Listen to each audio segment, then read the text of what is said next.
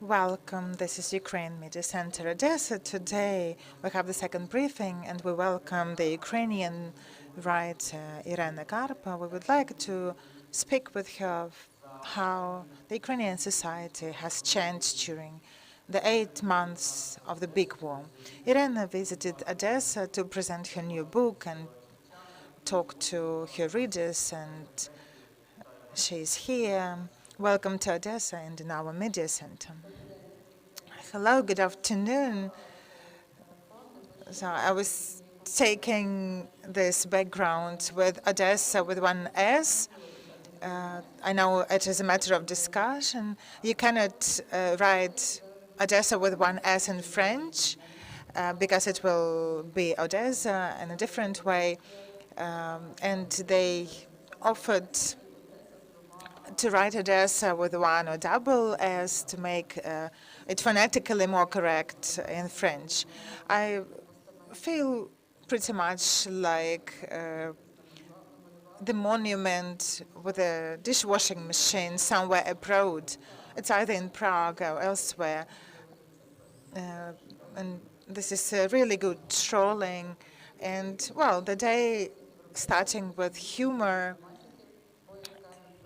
is a great thing to do, and even not only Ukrainian but also Europeans make fun of Ukrainian memes. Well, you mentioned this installation in Prague, the washing machine near the Soviet soldier monument. In your opinion, how this rare viewing Soviet symbolism essential? Because in Odessa we have a great example of that. We have the Lenin monument turned into Darth Vader monument. No, I haven't seen that. So in your opinion, how can we rethink these monuments? Or shall we speak about rejection, demolition of these monuments like it was in Kiev with Lenin in January or in December of 2014? Well, we can divide the monuments into those that have some artistic value and those who do not. Those who have some artistic value can be removed to the museums of the Soviet times, and those who do not, we can actually melt into the bullets and just send the Russian culture back to Russians exactly how it came here. Speaking about Darth Vader, it's very amusing rethinking. I was about 10 years old when Soviet Union collapsed, but in the Western Ukraine, the monuments to Lenin started falling down even before that. And I was surprised why they wouldn't take the head of the Lenin away and place Taras Shevchenko's head instead.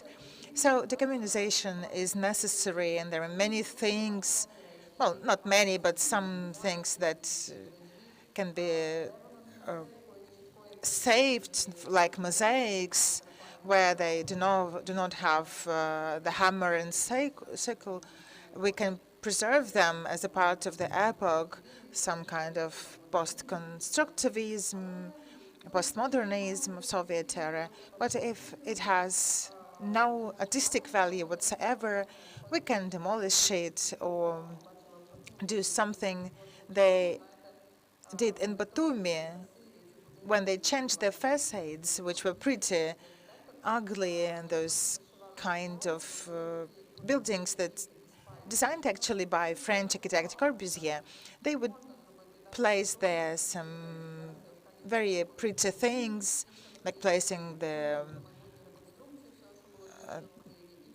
other facade. When I travel across Europe, I think about the future reconstruction of Ukraine and take ideas of how to rethink, reconstruct the post-war Ukraine when we start doing that. If we speak about people, the society, I've seen in Odessa and in other cities, the war started on the 24th of February. And this is something that should be considered because many people see it like that. And during these 8 months, what have you been observing? How have the mindset of people changed? What is their attitude towards what is happening and what has been happening since 2014? Yes, in fact, for me, the war has started in 2014, same as for the people who were engaged in these activities. Well, when people in the West are getting surprised how much ready we were here, I keep saying it's been lasting for us for 8 years. It didn't come to us as a surprise. And in many families realize that Russia is the enemy. We have to be cautious. So it came as no surprise. And Ukrainians were really moved by that. Unfortunately, not each Ukrainian is aware of that. And for example, there is the ads in the center of Odessa. There is a big board saying that this is the place where Anton Chekhov used to enjoy their coffee. But, well, people, come on. The missiles are falling on your heads. Just change something. Unfortunately, we cannot sweep the trash away from people's heads. But it is continued by young generations among people who went to school during the independent Ukraine. Well, I believe that in private life it should be someone's own decision, but the government should regulate the business and service sectors, and this is absolute must to switch to the Ukrainian language.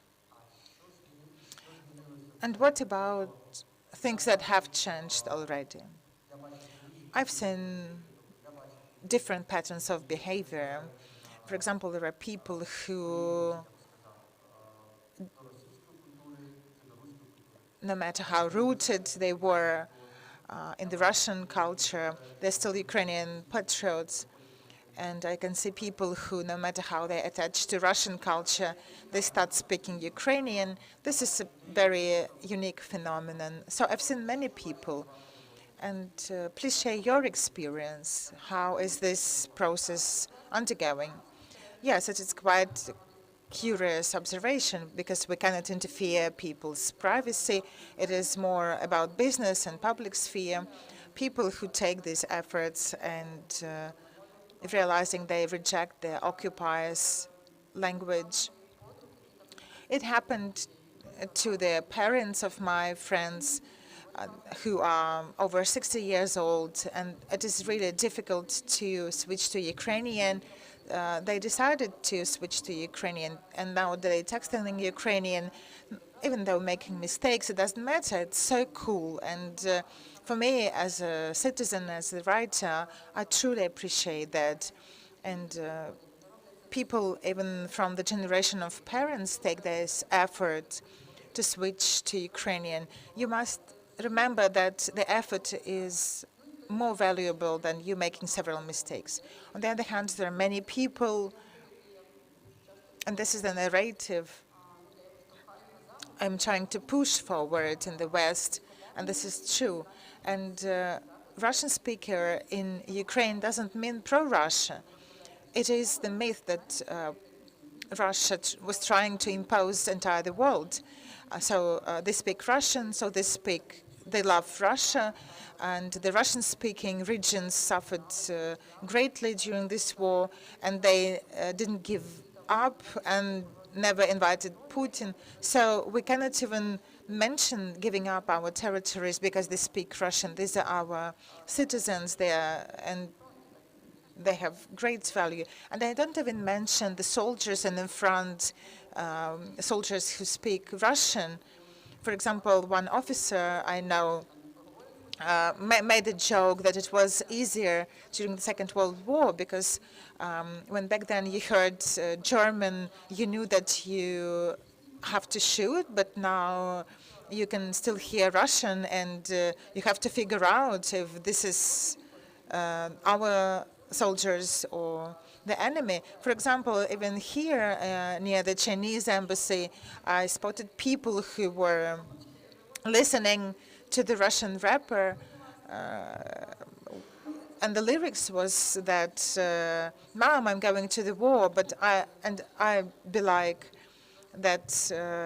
Come on, guys, this is about our enemy. However, in Russia, they dance to the Ukrainian songs encouraging Volodymyr Zelensky killing the enemies. They don't even realize this is a Ukrainian song, and this is really amusing.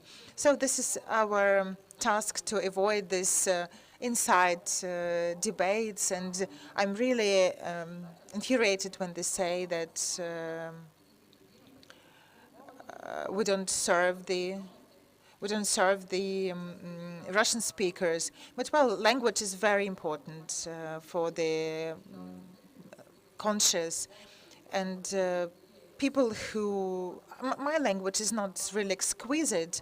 This is something too difficult to get a command of. This is a pretty average language of a Kiev resident. Now it is most essential to be united and be together again, our common enemy, because if people start arguing inside, it's easier to conquer them. And Ukrainians are united. This is a major asset. This is something that excites and thrills the entire world, to see how united we are and how we're focused and disciplined. The French people say they would run away so quickly. We're amazed at how united you are. Now I will give the mic to the audience if they have any questions.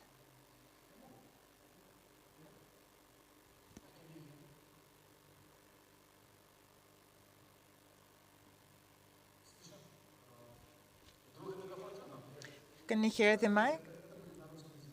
Sorry, it's going to be in Russian. Well, I'm English speaker.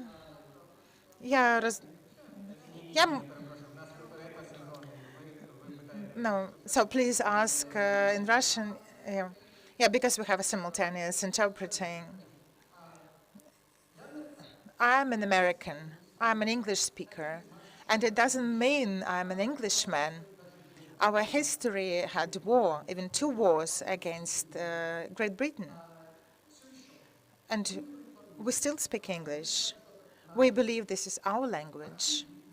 From your point of view, how do you see the future of the Russian language in the territory of Ukraine, in the state of Ukraine? Thank you for the question. The American English and the British English are different.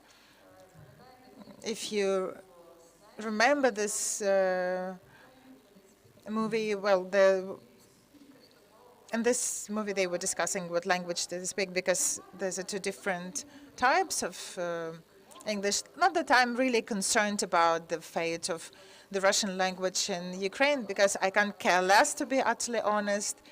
But what is curious is that the Russian language we speak in Ukraine is in fact the dialect of the Ukrainian language, because it is phonetically and grammatically is more Ukrainian language than Russian. You don't need to be the Russian philologist to figure that out. So we can distinguish when the Russian and the Ukrainian speak Russian. So I don't mind if it exists as a dialect in the territory of Ukraine. It is still a foreign language for us, but it would be okay to talk to all the generations with former Soviet republics, like in Armenia. But if you go to Georgia, for example, the people of my generation wouldn't speak Russian fluently, which is the international language. So Russians have their imperial view that the entire world has to speak Russian. It was really funny to watch 2 Russians in Barcelona that they want fish, and she was repeating this Russian word "riba, riba," as if he's supposed to understand her. In Ukraine, where just use English in many situations, and this is the same situation in Scandinavian countries or in Germany. People have really great command of English, and this is necessary, it is convenient. In Russian, in Ukraine, the Russian language will be preserved at some point, but we have to encourage people who switch from Russian to Ukrainian language. We have to support them, and it may not be as obvious as it is. Well, yesterday during your meeting with your readers, you mentioned that the book was written before the war, and you were hesitating whether you have to publish it or not. And I wanted to ask you what you can write about, what you want to write about during the war. Is there a place for so-called military literature? I can think of Remarque, but he started writing after he came back from the front. This is a very interesting question about the language of the war. When I speak to my friends and during the war, they're very educated people, very creative people, and they say there is no language to describe this war. Same goes for the military. They say this is a unique war because we haven't seen such technologies. Well, the First World War is not the same as the Second World War, and they're very much different from what we have now. So neither Remarque and Hemingway would be able to describe this war.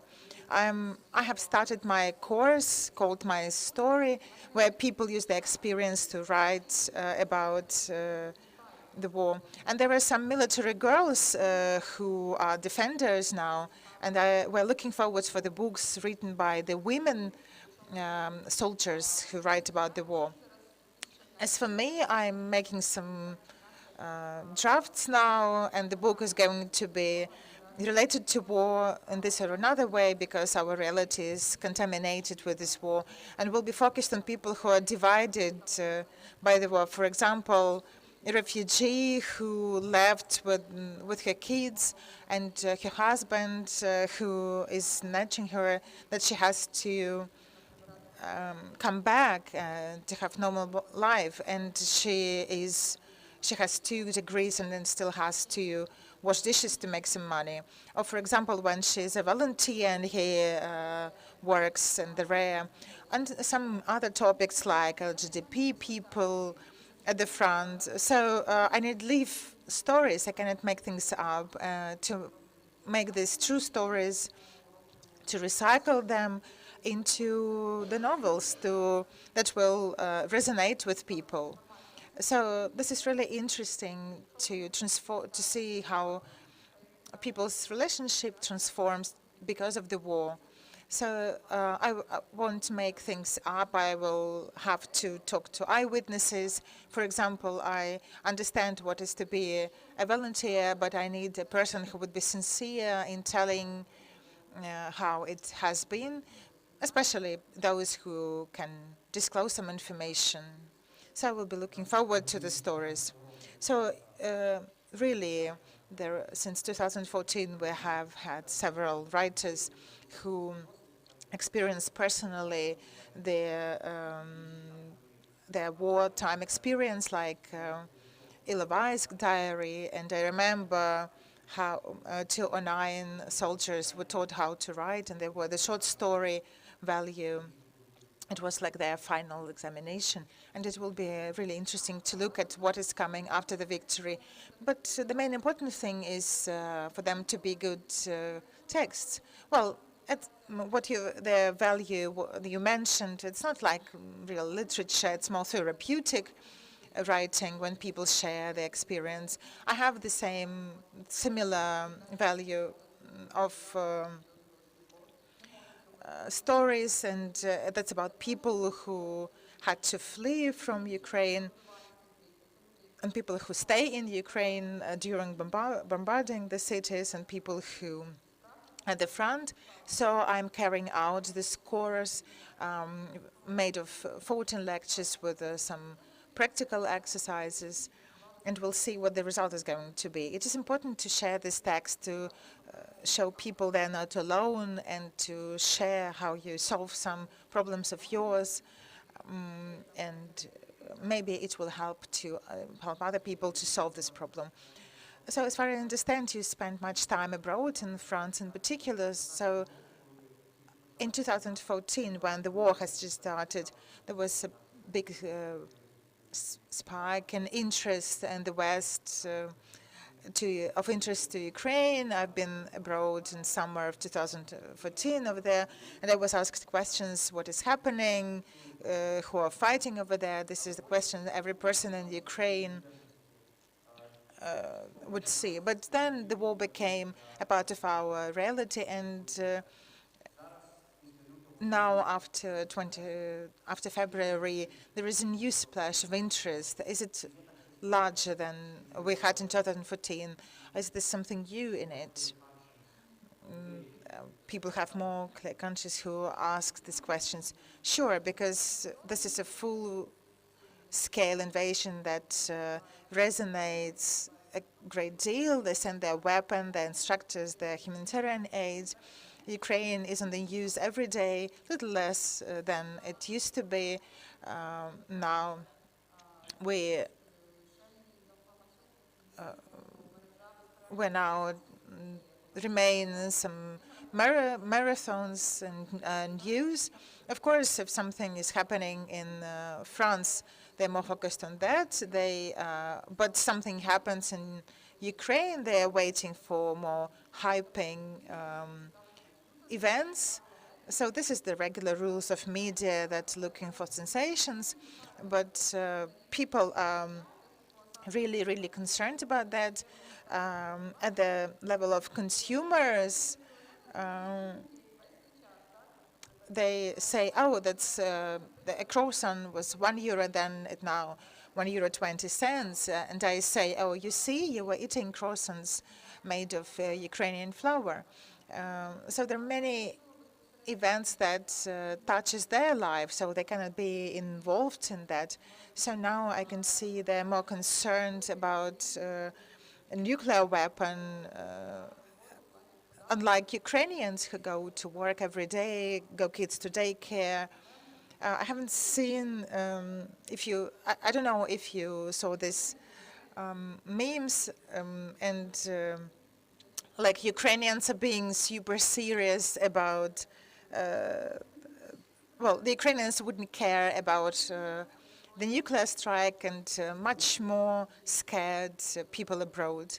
So I am trying to calm down people during my interviews. Well, they disseminate the panic often. First they said that Ukraine would fall in 3 days, and then they were concerned about 9th of May, and nothing happened. Then on the 24th of September, they were anticipated some huge blast. But it was really funny when that was the first time during the half of the year. But then I was offered some money for the interview, because they were expecting something, and they were ready to pay. How I am this tough woman going to cry in the middle of this show, and they even cancelled this show because nothing had happened. This is, well, okay, this is the laws of the TV. They need show even if they're just purely news program. Well, Ukraine is still on the air. People are getting tired, but unfortunately, not only people abroad, but here too, are getting tired of the war. Ask any volunteer, they will tell the entire truth. Much fewer people now donate and take part in volunteer activities. So we will only survive thanks to people who don't give up. So this is volunteers' rule. It's just you can fall down and stand up and keep going. So in Odessa on the 2nd and the 9th May, there were missile strikes. I can't remember exactly what they hit, but and these were pretty serious ones, and but there was nothing during the Independence Day. I was asked by the international media what is going to happen during these days. And the war is going to last, and it sounds weird when it is somehow attached to some dates. But the other question is whether Europeans and French people realize that this war is going to last long, that they have to live with those croissants costing euro 20 cents much longer than they would like to. Well, in most recent speeches of Macron, he mentioned that they have to understand that life will never be again as it used to be. The life is not going to be relaxed, and this is the time to protect the world order, our values. It is important that it is spoken out, because now Russia is trying to destroy and break the world order formed after the Second World War, when the human values and human rights stepped at the front, not to repeat Holocaust for God forbid. And we have to understand, and the civilized world has to understand, that this is not the war of Ukraine fighting Russia. This is the fight of the civilized world against barbarians, and if Russia is not punished, other regimes will join, like China, Northern Korea, Iran, and the stakes are too high. Well, for us, they are the highest possible, because this is the life of our people and the survival of our land. But for them, the stakes are high, because this is, they realize this is the war that is at their threshold. France helps much less than the US, for example, but the fact that they handed us over those Caesars to us, and also there are reports that France helps to Ukraine much more than it is shown or it is reported. And of course, most of French people support Ukraine. Of course, and well, there are conspiracy theorists who read Russian media, believe that they know better, and this is the same guys who were anti-vaxxers, but they can be worked with. Did I get right if there are questions from the audience? So we'll continue after this question. We don't have much time, so well, I have 10 minutes left. One short question from you, and I will wrap it up. You've been to France at the beginning of the war, and then you came back here. What surprised you here when you came here? What you didn't know in France that you found out here? Well, I live in France, just to make it clear. I've been living there for 7 years. So it wasn't like a tourist travel, because my children, my family is over there. And the first time I came back to Ukraine, it was in June. It was summer, and it was incredible. I got so much resource and living energy since then. I came to a charitable event intended to raise funds for the drones, for our directors and operators who are now work in reconnaissance. And we raised the money for these drones. It was an amazing experience in Kyiv, very remark-like, when people get together and when you realize it could be your last day, when people just make some performances and start volunteer initiatives. It was kind of art, hanging out with fashion designers, musicians, artists. And I felt euphoric. This is my first visit to Ukraine. And when I was back to France, I would keep couldn't stop telling that the life was going on, and despite this real threat, they keep living, because if you have a chance to go to the manicure, you do it because your nail tag could be an IDP from Mariupol.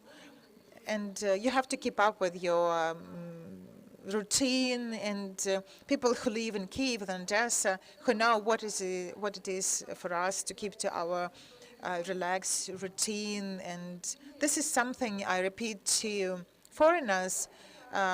We are not some backstage country. We have everything large European cities have. My second time here was in August, and I could see people were really exhausted, and I felt really low. And well, there were the periods when this collective Ukrainian could just be a little bit down. Back in September, then I came back in September, and people were not either euphoric or fell down, but they were pretty normal. And we have to be ready for the war to last long. And as Frankel said, people who expected it were pessimist or optimist would die the first who would die in the concentration camp. I met an Odessa girl today, and she said the war taught me how to appreciate simple things, like to cleaning the window, making a pie. And the war influences our mindset, and this is and the survivors are going to be the people who appreciate every moment, their day-by-day life. I truly appreciate your time. I will let you go to give you more time to take a walk around Odessa, because the sea is really close here. Thank you to Odessa. I will come again. We will celebrate our victory, and I hope it will come much sooner than our most pessimistic projections say it. Thank you very much.